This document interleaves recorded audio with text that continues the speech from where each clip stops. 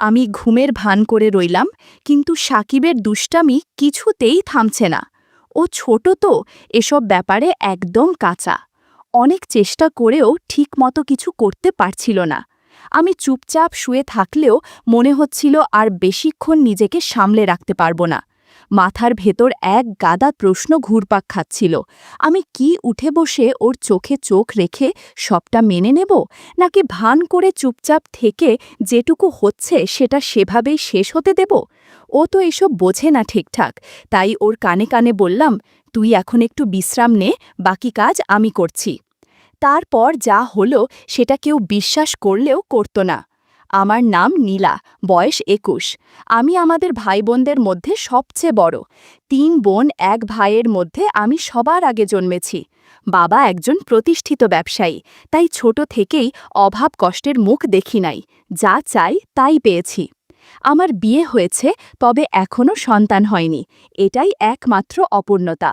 স্বামী, শ্বশুর, শাশুড়ি সবাই ভালো, কিন্তু বিয়ের ৩ মাস পরেই স্বামীর ছুটি ফুরিয়ে যায় আর ও আবার সিঙ্গাপুরে ফিরে যায়। তারপর থেকে আমার জীবনের মোড় ঘুরে যায়। মন সব সময় খারাপ থাকত, সময় কাটত না। ও দিনে ১ বার ২ বার ফোন দিত, তাও খুব কম সময় কথা বলতো। আমি একা একা ঘরে বসে থাকতাম, একটা অজানা অস্থিরতায় দিন কাটত। একদিন ইউটিউবে ভিডিও দেখতে দেখতে হঠাৎ একটা চ্যানেলে চোখ পড়ে। নানা সম্পর্ক ভিত্তিক নাটকীয় গল্প, মায়ের সঙ্গে ছেলে, মামির সঙ্গে ভাগ্নে, এরকম নানা সম্পর্ক নিয়ে বানানো গল্প। প্রথম দিকে শুনে অস্বস্তি লাগলেও কেমন যেন মজাও পেতে থাকি। ধীরে ধীরে ওই চ্যানেলের নিয়মিত দর্শক হয়ে উঠি। সারাদিন ঘরের কাজ, শ্বশুর শাশুড়ির দেখাশোনা, স্বামীর সঙ্গে নিয়ম করে কথা বলা, সব শেষে রাতে বিছানায় শুয়ে ওই গল্পগুলো শুনে মনটা হালকা করতাম। মাঝে মাঝে মনে হতো, ইস, যদি কেউ থাকতো পাশে, যার সঙ্গে কিছু করা যেত। ঠিক তখনই জীবনে আসে সাকিব। ওর সহজ সরল ব্যবহার আর মজার কথা শুনতে শুনতে কখন যে আমি ভেতরে ভেতরে বদলে যাচ্ছি সেটা নিজেই টের পাইনি।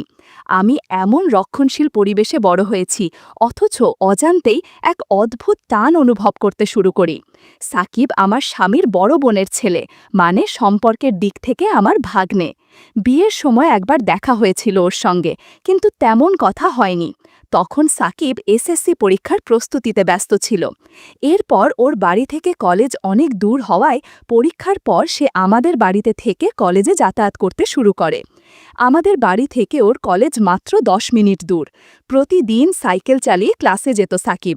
আমাদের শ্বশুর বাড়িতে ঘরের সংখ্যা খুব বেশি না, শুধু একটা বড় ঘর ছিল।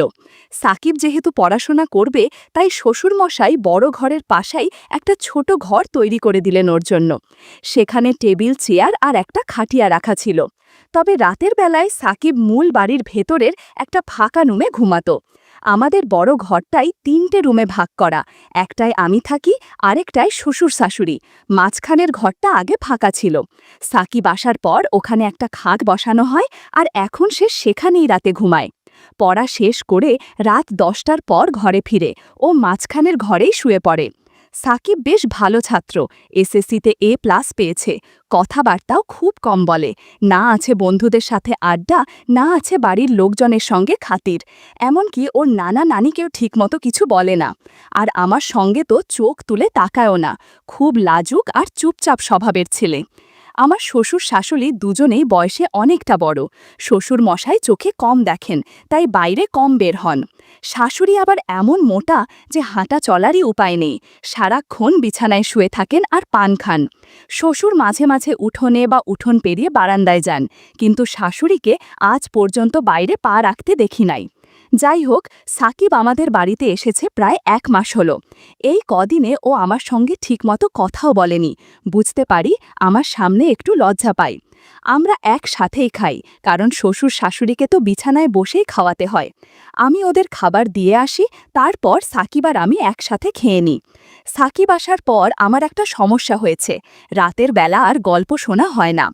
আগের মতো ইউটিউবে গল্প চালু করলে মনে হয় কখন না সাকিব দরজা এসে ডাকে, মাম, দরজা খোলো। তাই গল্প ছেড়ে বসে থাকি, কখনো ফিরে আসবে। অনেক রাত পর্যন্ত পরেও, ১০টা, ১১টা, এমনকি কখনো কখনো ১২টাও বাজে। আমার প্রায়ই ঘুম চলে আসে। সাকিব যদি সামনের দরজায় ডেকে না পায় তখন ঘরের পাশে রান্নাঘরের দরজার দিকে গিয়ে ডাকে, কারণ আমার রুমটা ওই পাশেই। আমি তখন চট করে উঠে গিয়ে দরজা খুলে দিই। একদিন এমনই ঘটল।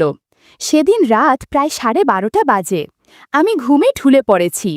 সাকিব দরজায় 10-15 মিনিট ডেকে কোনো সাড়া না পেয়ে রান্নাঘর থেকে একটা মাছ ধরার ছিপ এনে জানালার ফাঁক দিয়ে হালকা গুঁতা মারল। ঘুম ভেঙে লাফ দিয়ে উঠলাম, গিয়ে দরজা খুললাম। আমি বললাম, তুই খা, আমি বাসন ধুয়ে নিই। ও বলল, মাম, আমি আজ খাবো না, আপনি ঘুমান। আমি অবাক হয়ে বললাম, কেন খাবি না? কেউ কি না খেয়ে ঘুমায়? সাকিব হেসে বলল, আপনার চোখে ঘুম, রোজ আপনাকে বিরক্ত করি। আজ অনেক রাত হয়ে গেছে, আপনি শুয়ে পড়ুন, আমি সকালে উঠে খেয়ে নেব। আমি বললাম, আমার কোনো কষ্ট হয় না, তুই যখন ইচ্ছা তখন এসে খেয়ে নিস, মাঝে মাঝে একটু ঘুম ধরে যায় আর কি। তখন সাকিব একটু থেমে বলল, আপনার জন্য আমি থাকি আর আপনি রোজ রাত জেগে থাকেন, এটা ঠিক না মাম। কাল থেকে আমি পড়ার ঘরেই থাকব, আর দাদু ঠাকুমার সঙ্গে খাবার দিলে আমাকেও ডেকে নিও, একসাথেই খেয়ে নেব। আমি বললাম, সন্ধ্যায় খেলে তো রাত জেগে পড়তে গিয়ে আবার ক্ষুধা পাবে, তখন কি খাবি? আর এত বড় ঘর থাকতে কেন ছোট ঘরে শুতে যাবি? আমি তো কখনো বলিনি তোর জন্য আমার সমস্যা হয়। তুই কি বাইরের কেউ? তুই তো আমাদেরই ঘরের ছেলে, তোকে তো এইটুকু করতে পারতেই পারি। সাকিব বলল, ঠিক আছে মাম, অনেক রাত হয়ে গেছে, এবার ঘুমাও, সকালে তোমার সাথে আলাপ করব। এটা বলেই ও সোজা গিয়ে ওর ঘরে শুয়ে পড়ল। আমিও উঠে এসে নিজের রুমে চলে এলাম। তবে যাই হোক, আজ প্রথম সাকিব এতটা কথা বলল আমার সাথে, অথচ একবারের জন্য চোখ তুলে তাকায়নি। এখন সকাল 8টা বাজে, সাকিব এখনো ঘুমায়। কাল অনেক রাতে ঘুমিয়েছে তো, তাই একটু বেশি ঘুমাচ্ছে। যদিও সাধারণত 6টায় উঠে উঠোনে একটু হাঁটে, তবে ওকে সকালে কখনো পড়তে বসতে দেখি না। যাই হোক, আজ তোর 10টার ক্লাস, ডেকে দিতে হবে। আমি ডাক দিলাম, সাকিব, সাকিব, 8টা বাজে, কলেজ যাবে না? সাকিব তখন ঘুম জড়ানো গলায় বলল, কত বাজে? আমি বললাম, 8টা বাজে। এই কথা শুনে ও এক লাফে উঠে বসে পড়ল। তাড়াতাড়ি গোসল সেরে নাস্তা খেয়ে কলেজের দিকে রওনা দিল। একটু তাড়াহুড়ো হলেও 10টার আগে পৌঁছে যাবে হয়তো। দুপুর ঠিক 2টায় ও বাসায় ফিরে এলো, তবে কখনো কখনো 12টার দিকেও আসে, বিশেষ ক্লাস কম থাকলে। পড়ার ঘরে বই খাতা রেখে মুখ হাত ধুতে গেল। আমি ইতিমধ্যে দুপুরের খাবার সাজিয়ে রেখেছি। ও ঘরে ফিরে এলো, তারপর আমরা একসাথেই খেলাম। খাওয়ার সময় খুব একটা কথা হয়নি। আমি শুধু জিজ্ঞেস করলাম, কলেজে ঠিকমতো ক্লাস হয় তো? সে বাচ্চাদের মতো মাথা নেড়ে শুধু হ্যাঁ বলল, আর কিছু না। খাওয়ার পর ও নিজের ঘরে চলে গেল। সাধারণত দিনে ও ওই মাঝখানের ঘরেই ঘুমায়। সন্ধ্যা হয়ে এলো, কিন্তু সাকিব উঠছে না। আমি পড়ার ঘরে গিয়ে ডাক দিলাম। ডাক শুনে সাকিব ঘুম থেকে উঠে বসল। চোখ কচলাতে কচলাতে বলল, কি হয়েছে, ডাকছো কেন মাম? আমি বললাম, না কিছু না, সন্ধ্যা হয়ে গেছে, তুমি এখনো ঘুমাচ্ছ, পড়তে বসবে না? সাকিব বলল, সন্ধ্যা নাকি, দেখি কত বাজে। বলে ও ওর টেবিলে রাখা হাত ঘড়ির দিকে তাকাল, তারপর উঠে গিয়ে মুখ হাত ধুতে গেল। আমি তখন ওর পড়ার ঘরে চুপচাপ বসে আছি। সাকিব মুখ ধুয়ে ফিরে এসে বলল, তুমি এখনো এখানে বসে আছো, রান্নার কাজ শেষ? আমি হেসে বললাম, সে তো অনেক আগেই শেষ করেছি, ক্ষুধা লাগছে নাকি? সে বলল, আরে না, এমন সন্ধ্যা সময় ক্ষুধা লাগে নাকি, তবে একটা চা হলে ভালো লাগতো। আমি বললাম, চা পাতা মনে হয় শেষ হয়ে গেছে, কালকে এনে দেব। সে বলল, ঠিক আছে। তারপর বলল, এখন যাও, আমি পড়তে বসব। আমি বললাম, আচ্ছা বাবা, ভালো করে মনোযোগ দিয়ে পড়ো, বলেই আমি বড় ঘরে চলে এলাম। ঘণ্টা দুয়েক পরে শ্বশুর শাশুড়িকে রাতের খাবার দিলাম। তারা খাচ্ছেন, আমি পাশে বসে আছি। হঠাৎ শ্বশুর বললেন, বৌমা, সাকিব ঠিকমতো পড়াশোনা করছে তো, তুমি একটু খেয়াল রেখো। আমি বললাম, বাবা, আপনি একদম চিন্তা করবেন না, সাকিব খুব ভদ্র ছেলে, তাকে পড়তে বলার দরকার পড়ে না, নিজে থেকেই পড়ে নেয়। শ্বশুর বললেন, তা জানি বটে, কিন্তু দায়িত্ব তো আমাদেরও কিছু আছে। আমি হেসে বললাম, চিন্তা করবেন না বাবা, আমি ওর পাশে থাকি সব সময়। আর হ্যাঁ, কাল সকালে চা পাতা আনবেন তো, আজ সন্ধ্যায় সাকিব চা খেতে চাইছিল। শাশুড়ি তখন বলল, সাকিবদের বাড়িতে সবাই চা খায়। আমিও ভাবছিলাম তোমাকে বলবো, কিন্তু বলার কথা ভুলেই গেছি। আর তোমার শ্বশুরের দরকার নেই বাজারে যাওয়ার, এখন থেকে যা লাগবে সাকিবকে দিয়ে আনাবে। আমি সকালে ওকে বলে দেব। আর বৌমা, তুমি নাস্তার সময় আমাকে মনে করিয়ে দিও, আমি ওর সাথে কথা বলবো। আমি বললাম, ঠিক আছে মা। তারপর ওরা খাওয়া শেষ করা পর্যন্ত আমি পাশে বসে রইলাম। খাওয়া শেষে বাসনপত্র গুছিয়ে নিজের রুমে এলাম। একটু পর মায়ের সাথে ফোনে কথা বলছিলাম। কথায় কথায় রাত 10টা বেজে গেল। ভাবলাম, দেখি সাকিব কি করছে। দরজা খুলে পড়ার ঘরের কাছে গেলাম। কাছে যেতেই ওর পড়ার আওয়াজ পেলাম। ওর মনোযোগ নষ্ট না হয় এই ভেবে আর ঢুকলাম না, বড় ঘরে ফিরে এলাম। রাত প্রায় 11টা বাজে, তবু সাকিব এখনো খেতে আসেনি। আমি একা একা জেগে আছি। পড়ার ঘরে যাব, কিন্তু সাহস পাচ্ছি না। অন্ধকারে ভীষণ ভয় পাই। তাই বাইরে না গিয়ে জানালা খুলে চুপচাপ বসে থাকলাম। অপেক্ষা করতে করতে কখন যে 12:30টা বেজে গেল টেরই পেলাম না। তারপর কখন যে ঘুমিয়ে পড়েছি নিজেও জানি না। সকালে উঠে শাশুড়িকে জিজ্ঞেস করলাম, মা, সাকিব রাতে ঘরে আসেনি? শাশুড়ি বলল, না রে বৌমা, কেন, কি হয়েছে? আমি বললাম, না কিছু না মা, বড় ঘরে আসেনি, পড়ার ঘরেই ঘুমিয়েছে মনে হয়। আমি অনেক রাত পর্যন্ত অপেক্ষা করছিলাম, তারপর কখন যে ঘুমিয়ে গেছি। শাশুড়ি অবাক হয়ে বলল, কি বলো, ও পড়ার ঘরে ঘুমাবে কেন? এই ঘরে ওর কি সমস্যা? আমি বললাম, জানি না মা, সারাক্ষণই তো ওর খেয়াল রাখি। আমার মনে হয় ও আমাকে লজ্জা পায়। শাশুড়ি বলল, লজ্জা পাবে কেন? তুমি তো ওকে কত যত্ন করো। আমি নিজেই দেখি তুমি কেমন খাটছ, কেমন মায়া করো। সাকিব তো আমাদেরই ছেলে, লেখাপড়া করবে, কিছু লাগলে তোমাকে বলবে, না হলে আমাদের বলবে। তুমি তো আমার লক্ষ্মী বৌমা, সব দায়িত্ব নিজের কাঁধে নিয়েছ। তারপর বলল, চলো ডাকো ওকে, কলেজে যাওয়ার সময় হয়ে যাচ্ছে। আমি বললাম, ঠিক আছে মা, কদিন যাক, লজ্জা এমনিই চলে যাবে। ঘড়ি দেখে দেখি 8টার বেশি বাজে। আমি সরাসরি সাকিবের পড়ার ঘরে গেলাম। দরজা এখনো বন্ধ, তার মানে এখনো ঘুমাচ্ছে। আমি দরজায় টোকা দিলাম, সাকিব, সাকিব। বারবার ডেকেও কোনো সাড়া নেই। অনেকক্ষণ ধরে ডাকছি, তাও কোনো শব্দ নেই। ঘরটায় আবার জানালাও নেই যে পাশ দিয়ে কিছু বলা যাবে। পড়ার ঘরটায় একটাই দরজা, জানালাও নেই। জোরে জোরে দরজায় থাপ্পড় মারতে লাগলাম। প্রায় 15-20 মিনিট ডাকাডাকির পর সাকিব দরজা খুলল, কিন্তু কিছু না বলেই আবার বিছানায় শুয়ে পড়ল। আমি ঘরে ঢুকে ওর মাথায় হাত রাখতেই বুঝলাম ওর শরীরে জ্বর, শরীরটা যেন পুড়ে যাচ্ছে। তড়িঘড়ি করে বড় ঘরে গিয়ে শাশুড়িকে বললাম। শাশুড়ি চলতে পারেন না, বললেন, বৌমা, ভেজা কাপড়ে শরীরটা মুছে দাও, কপালে জলপট্টি দাও। আমি তৎক্ষণাৎ পানি এনে ওর শরীর মুছে দিলাম, কপালে জলপট্টি দিলাম। প্রায় 1 ঘন্টা পাশে বসে থাকলাম। ধীরে ধীরে সাকিব চোখ খুলল। ওকে ধরে বসালাম। সাকিব বলল, রাতে জ্বরের সময় তোমাকে ডাকতে গিয়েছিলাম, কিন্তু তুমি ঘুমিয়ে গেছো দেখে আর ডাকিনি। আমি বললাম, এটা কোনো কথা হলো? তুমি অসুস্থ, আমাকে জোরে ডাকতে, জানালায় ধাক্কা দিতে পারতে, দরজায় লাথি মারতে, একা একা কষ্ট পেয়ে থেকেছ কেন? ও কিছুক্ষণ চুপ করে রইল, তারপর উঠে হাতমুখ ধুয়ে বড় ঘরে গেল। আমি ওর জন্য নাস্তা নিয়ে এলাম। নাস্তা করতে করতে জ্বর কিছুটা কমল।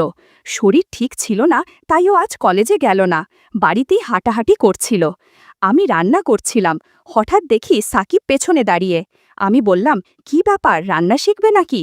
সাকিব হেসে বলল, না, ভাবছিলাম তুমি একা একা কত কাজ করো, সবাইকে কত খেয়াল রাখো। সত্যি তুমি খুব ভালো। জানো কেন যে তোমার সাথে এতদিন কথা বলিনি?